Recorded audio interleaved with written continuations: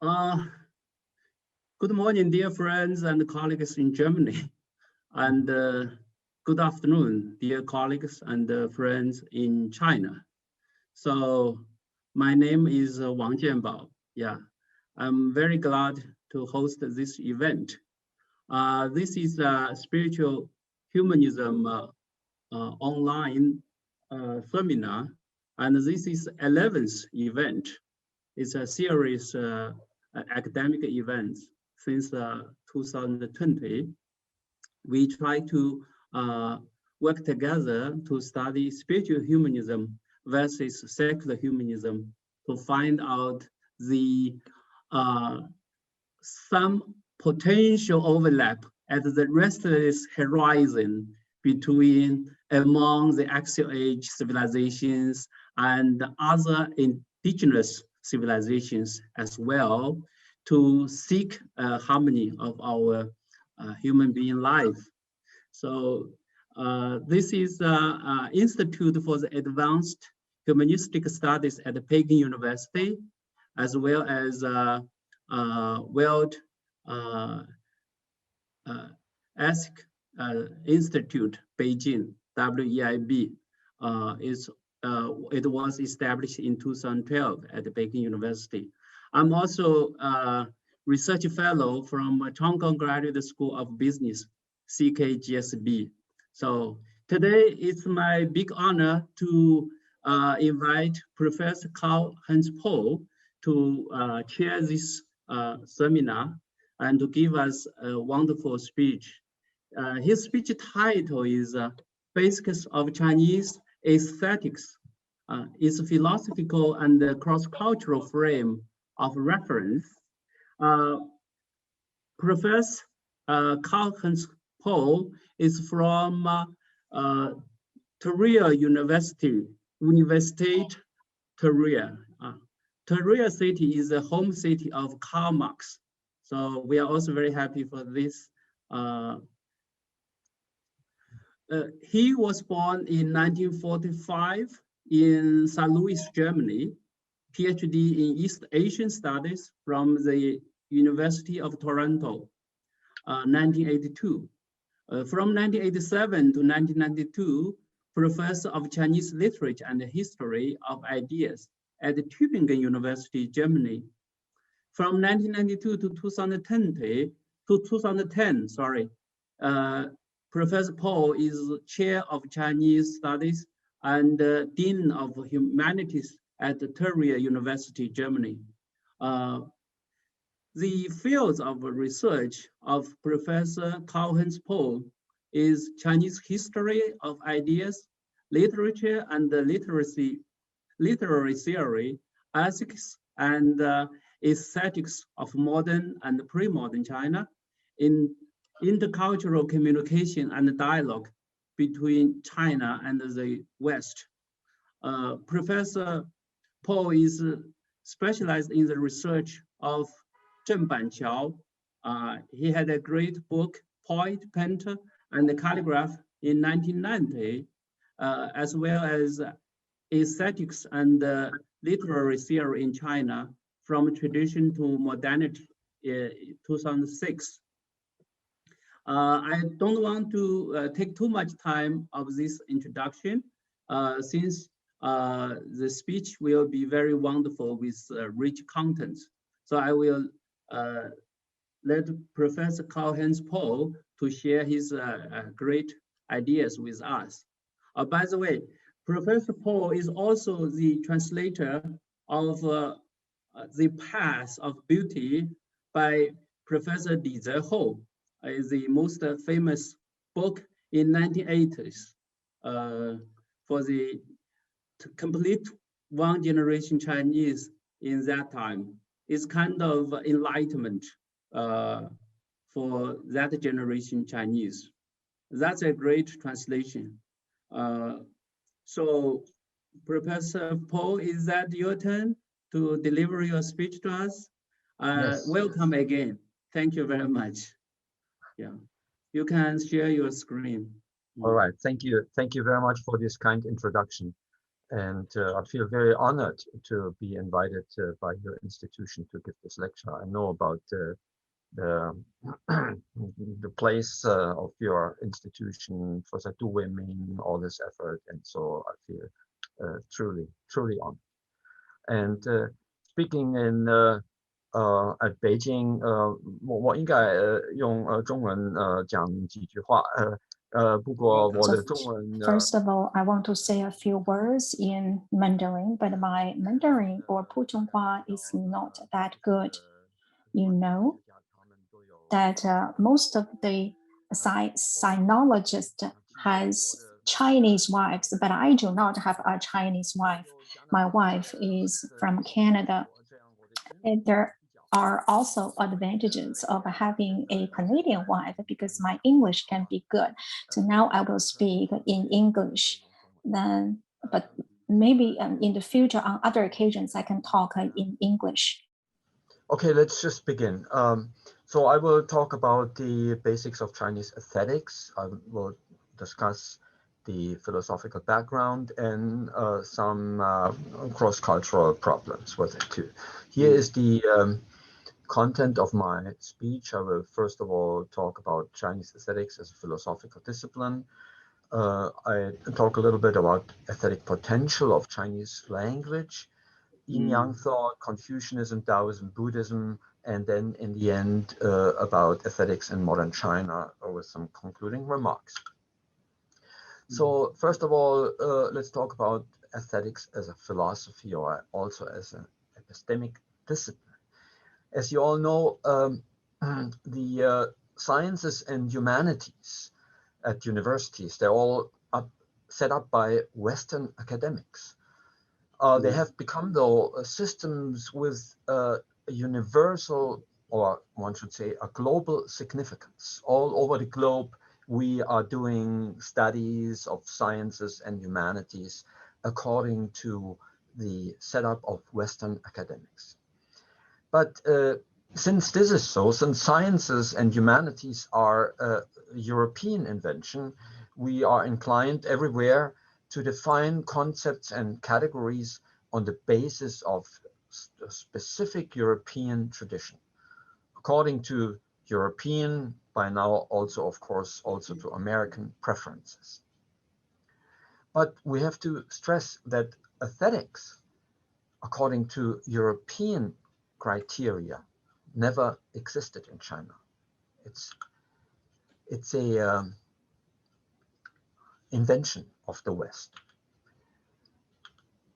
And here we get into the intercultural dimension of our topic.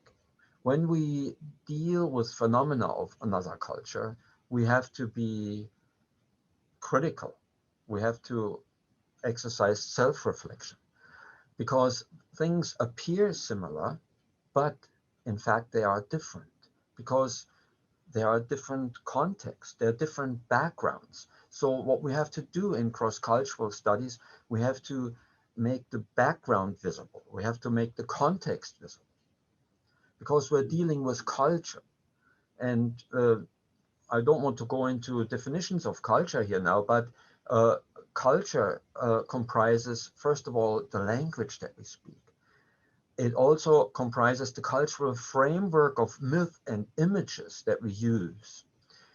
The way we refer to literature, art, religion, and philosophy. For example, in China, you would refer quite naturally to sayings of Confucius, or let's say to poems by Du Fu or Li Bai or Su Longpo. We don't here in the West. We have a completely different frame of reference.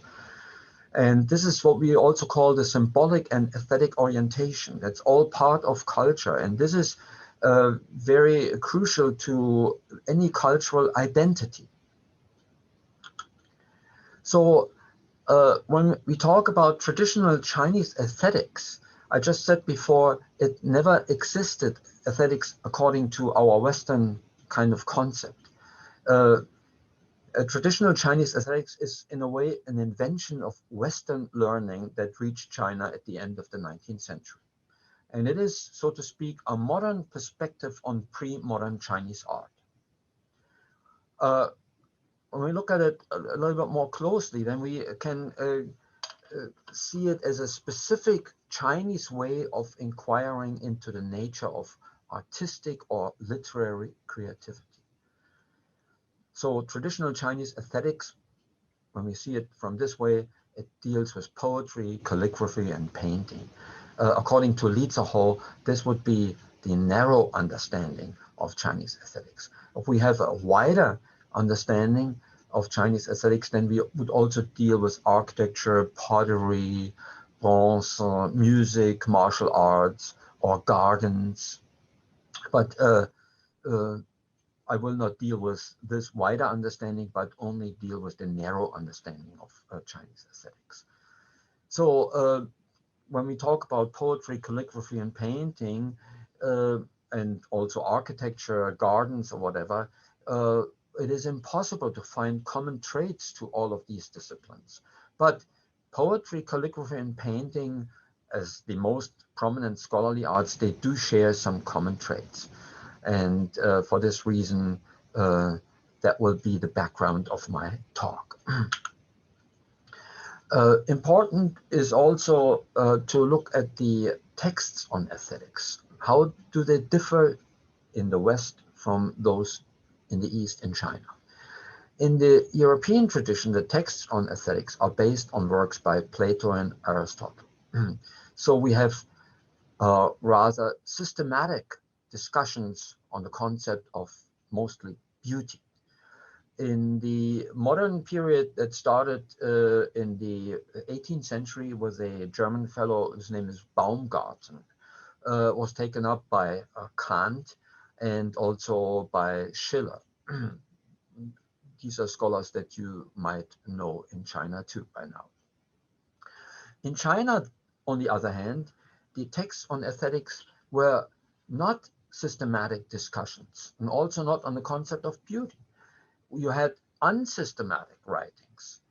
Instead, we have writings that probe into the essence of artistic expression, artistic creativity, and often done through the medium of poetry. So the texts on aesthetics in China are often poems about poetry and art. And so this is quite different from the European tradition. So to quote Shakespeare, I will now teach you differences. Yeah, we'll see a little bit, we'll highlight the differences. First of all, let's look at the concept of beauty in Confucianism. In the Confucian discourse on literature and art, there is no discussion on beauty. Beauty, the way we understand it in the West, is considered to be external decor. It is less valuable than moral content. And you even have the notion that beauty in literature and art is something like vulgar, like su, in Chinese. So you have somewhat a negative connotation to the concept of beauty or beautiful, like to Mei, but also to synonyms like Hua, Li, and Yan, and whatever. In the early Confucian texts, we have a way of equivalent of beautiful with good, like Mei and Shan, that we see in some early texts. And it is interesting that we also find this in ancient Greece, that beautiful is equivalent to good. And Dr. Wang Jianbao, he brought my attention to a quotation from Mengzi, where you have like the concepts of good, of trustworthy, beautiful, great, sage, and spirit all brought up in a row, Shan, Qin, Mei, Da, and Sheng, and Shen. And here you see the context of beautiful, like in the old text, it is something like good. What about in Taoism?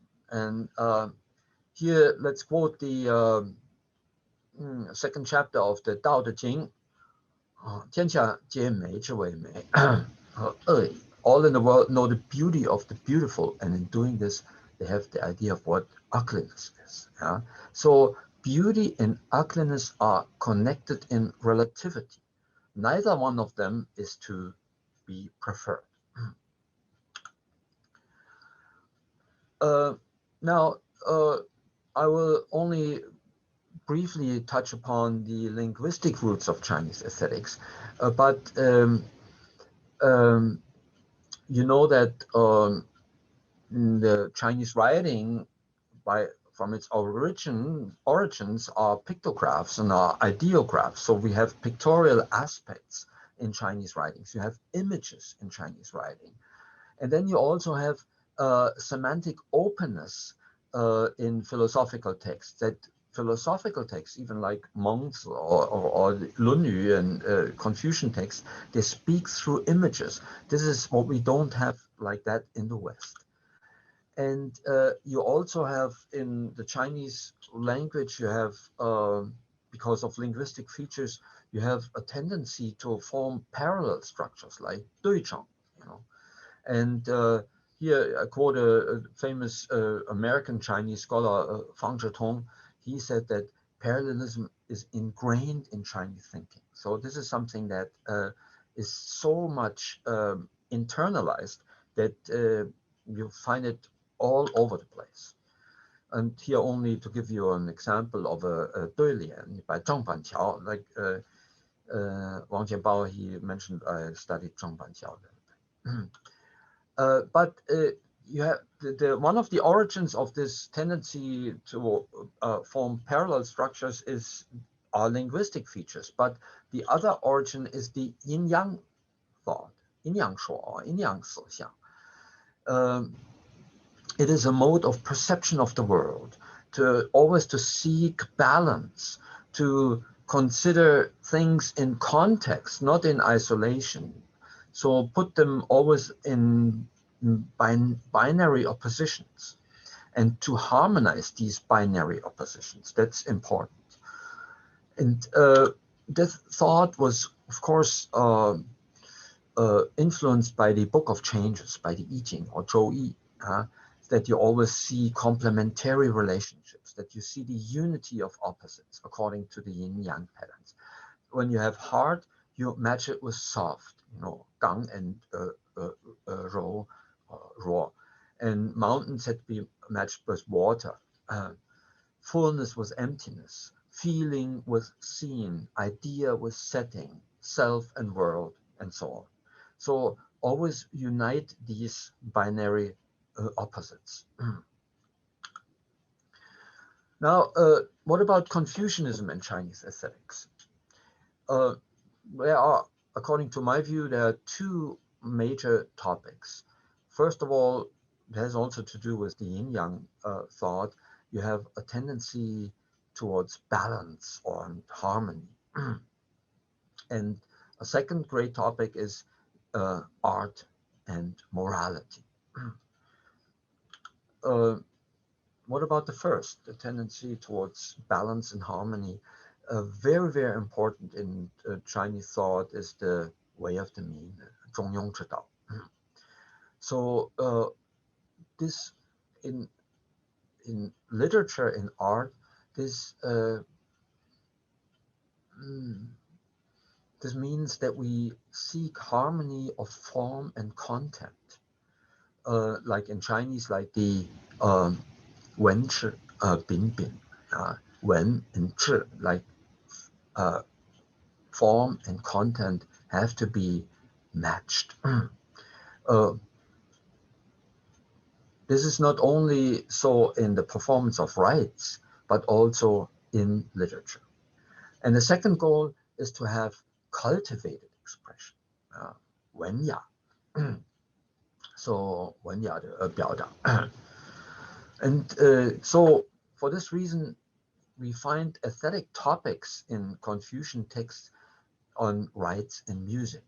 The music chapter in the Book of Rites, you know, the 礼记中的那个乐体, this is like the richest source for discussions on of aesthetic topics in the Confucian tradition.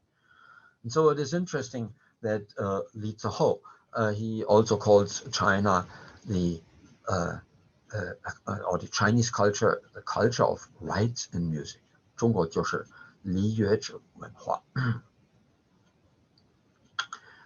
And the second topic, like the connection of art and morality, I will try to illustrate that with certain sentences that the Chinese all know, and that kind of illustrate this important connection.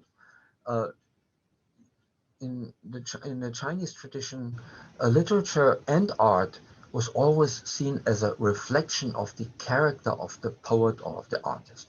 Like you have the saying, 诗如其人 or 书如其人, 画如其人. So it's art and literature is a reflection of the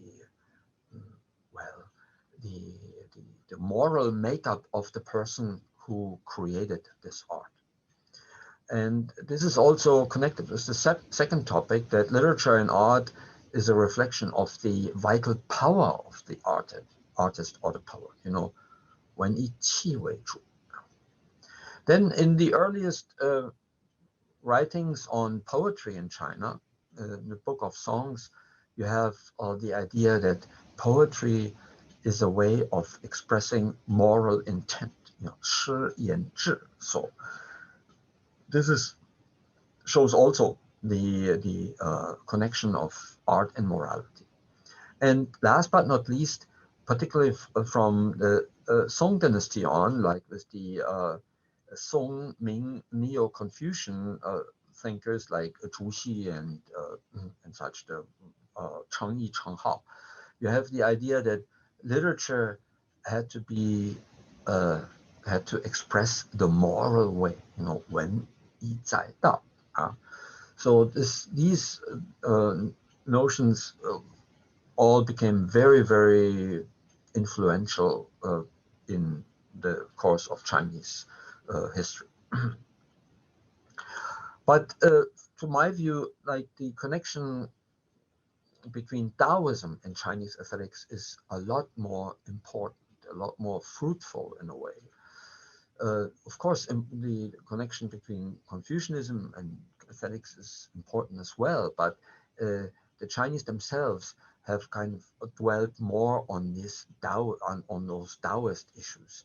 And what are the topics in Taoism that are important for Chinese aesthetics?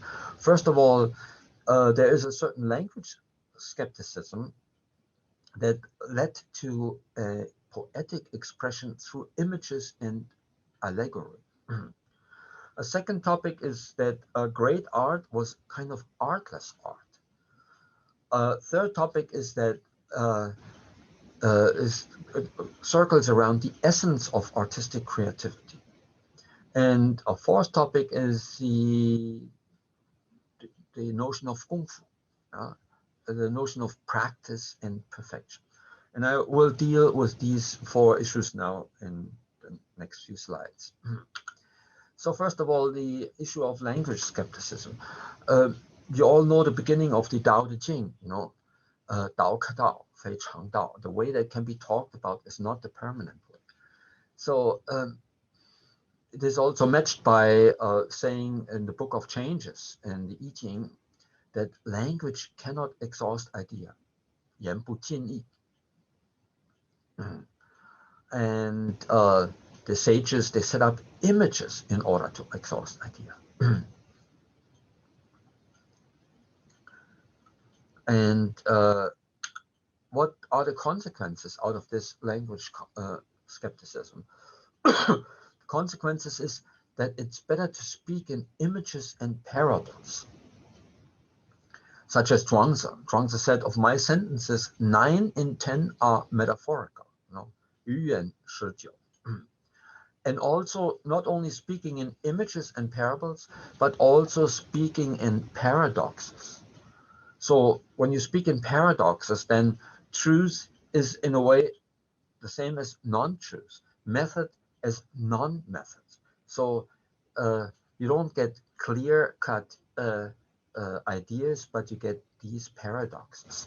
And in the end, you also get a tendency to not to say anything anymore, to silence, or to say the unsayable. 道气不可道之. So this is also somewhat comparable to a movement in European history of ideas in the medieval ages, the so-called apophatic theology, or the negative theology, 否定神学. They were also trying to say the unsayable. So poetic expressions, they were, that was done through images. The images are supposed to be a stronger way of expression than discursive speech. So images and metaphors express things not explicitly, but implicitly, indirectly. This is the poetic expression through images, and in a way of indirect expression, by way of allegory, by analogy. The analogy that you find in the traditional Chinese poetics was that the world of nature is, in a way, equivalent to the world of man. So you could use images of nature in order to express human emotions. So this is the major feature of Chinese poetry. And the technical term of this Chinese poetics, that you don't say things explicitly but implicitly, that's 含蓄. And in Sidong Po's 24诗篇, the 24 qualities of poetry, you have a little poem on 含蓄, and this is only I think a third of it, but gives you an idea of what he wants to say.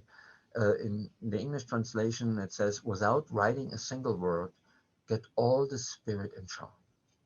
Without speaking of one's misery, a passionate sadness comes through.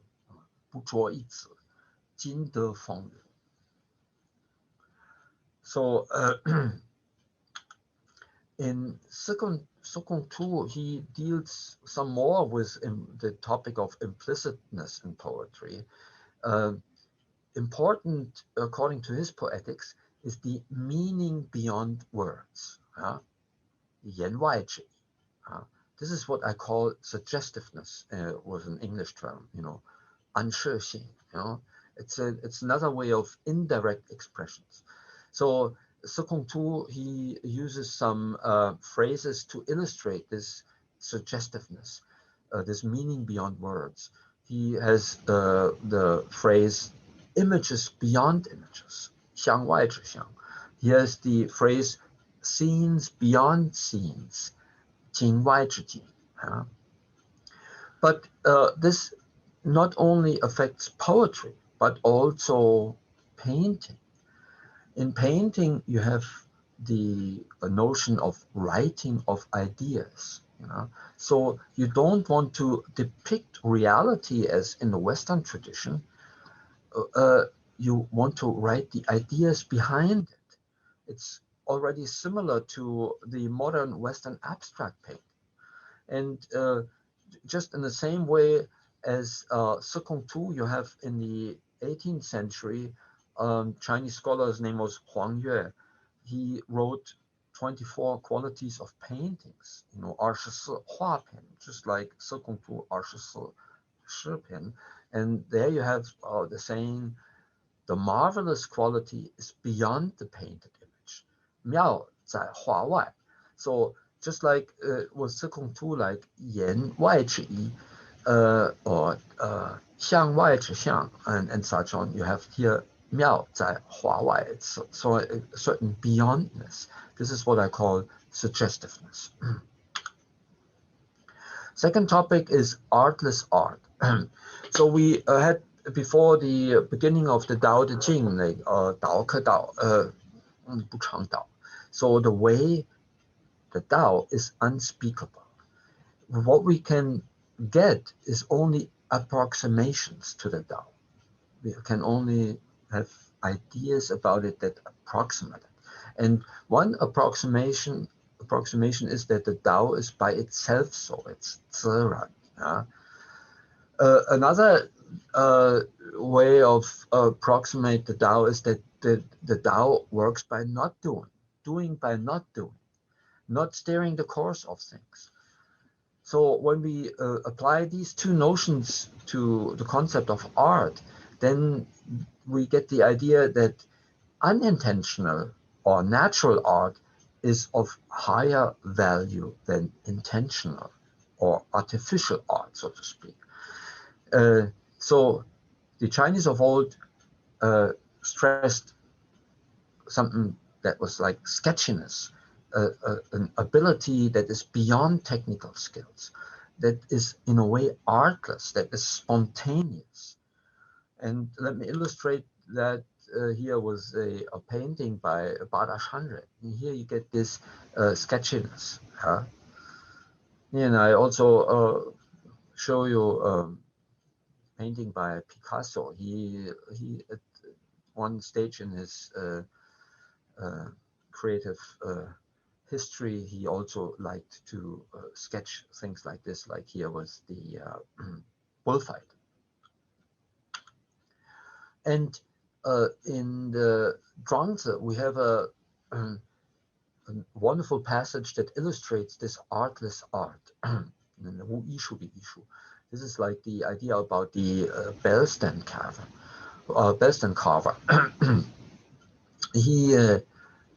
Zhuangzi writes here, "Your subject is but a mechanic. What art should I be possessed of? Nevertheless, there is one thing. When your servant had undertaken to make the bell stand, I did not venture to waste any of my power and felt it necessary to fast in order to compose my mind. By this time, everything that could divert my mind from exclusive devotion to the exercise of my skill had disappeared. Then I went into the forest and looked at the natural forms of the trees. When I saw one of a perfect form, then the figure of the bell stand rose up to my view, and I applied my hand to the work. Had I not met with such a tree, I must have abandoned the object. But my heaven-given faculty and the heaven-given qualities of the wood were concentrated on it. So it was that my spirit was thus engaged in the production of the bell stand." 一田和田. That's the important passage here in this piece from Zhuangzi. So to fuse one's nature with the nature of the object and to create out of the unity with the Tao. That way you transcend technical skills and you enter into a mysterious realm, into a realm that's described with the Chinese notion of Shen. So the idea is that a masterpiece comes into being like the work of nature, and this artless art is natural, but it's artistically perfect. Here, I photographed it once, I think in Lijiang in Yunnan, a bell stand. The third topic was essence of artistic creativity. So let's recapitulate. The ideal in Chinese art, in Chinese aesthetics, is to create like the work of nature, to let art be created by itself, to create out of the Tao. Here you get the idea that the artist and the work of art form a unity, and that artistic creativity is located in a mystical, or if not mysterious, realm. And you have three important terms in Chinese aesthetics that describe this mysterious realm. First of all, Shen, There are all sorts of translations to Shen, like originally like a god, so mysterious, unfathomable, miraculous. Then the second important term is Tian, like heaven, so natural as if the work had been created by heaven or nature. And the third important topic is Qi, also like spiritual, but also vital power. So the goal is to achieve artistic perfection in a work of art, imbued with vital resonance and with a live movement. So qi yun sheng dong. This is the first law of Chinese painting according to Xie He in the 6th century. And as to the unity of artist and the work of art, there is a poem by Su Longpo about his cousin Wen Tong or Yu Ke that illustrates this. He writes, when Yu Ke paints bamboo, he sees only bamboo, no other person. Not only seeing no persons, vacantly and far away, he loses himself. He himself is transformed into bamboo, which endlessly is growing anew. Since Zhuangzi is no longer with us, who understands the spiritual power? Qi shen yu zhu hua, wu qiong chu qing xi. And here is the reference to Zhuangzi and to this mysterious notion of Shen. And from Su Longpo, there's another quotation about his natural creativity. He compared his writing to, quote, 1,000-gallon spring that issues forth without choosing a side. On level ground, it flows abundantly and swiftly and can go 1,000 miles in a day without any trouble. When it twists and winds in the midst of the mountains, its appearance changes with the setting, and there's no knowing how it will take shape. But there's one thing I am sure of. It always goes where it should go, and it stops where it should stop. So you have here a Taoist image of natural creativity, but you also have an idea of what will later be talked about. I will come to it in a second. What living rules are, there is a regularity to it too, which is kind of natural. It goes where it has to go, where it should go, and it stops where it should stop. So here we get to the topic of living rules. A great work of poetry of art is basically a living or organic pattern, not dependent on rules derived from orthodox models. It follows the rules of nature, and these are called, in the Chinese tradition, living rules, contrary to dead rules. These works come alive by creating their own rules. And so you have what the famous Chinese painter of the 17th, 18th century, Shi Tao, then comes to the rule of no rule is the ultimate rule. 无法之法，乃为治法。And here is a painting by Shi Tao that illustrates. Here the inscription says, I think, 日出寒山外，江流苏雾中。Wonderful painting by Shi Tao. And here I want to illustrate this concept of living rules by a quotation from Ye Xie on the cloud patterns on Mount Tai. I find this short little quotation wonderful, and it very much illustrates what Chinese traditional aesthetics is all about. It says, within heaven and earth, the greatest forms of Wen, like not only literature, but just pattern in general, are the wind and clouds, rains and the thunder. Their mutations and transformations cannot be fathomed and have neither limit nor boundary. They are the highest manifestation of spirit in the universe and the perfection of Wen. But let me speak of them from one particular point of view. The clouds of Mount Tai rise from the merest wisp, but before the morning is done, they cover the world. All at once, black clouds will mount upward, and the natives of the region will read the signs by established rule, and they say, it will rain, and it does not rain. Then again, some clouds lit by the sun will come out, and the established rule tells them it's going to be sunny, and then it rains. The attitudes assumed by the clouds can be counted in the tens of thousands.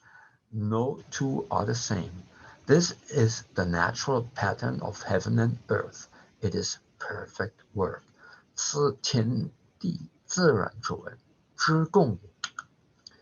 But let us suppose that the pattern of heaven and earth would be set according to a rule. When Mount Tai was going to dispatch its clouds, it would first gather the troops of clouds and hold a conference with them.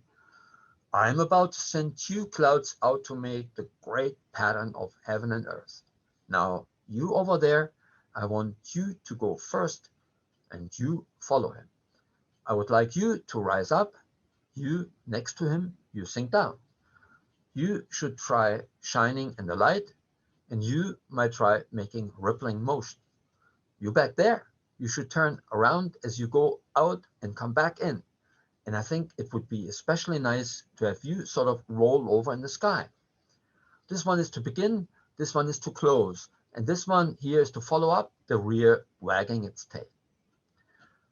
If the clouds were dispatched like this and brought back home like this, there would be no vitality in any of them. And if the pattern of the universe were made in this manner, then the universe would feel burdened by having a Mount Tai.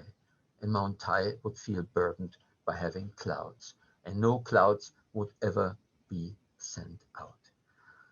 So this is the little quote from Ye Xie. I find that quite wonderful. So I hope you like it too.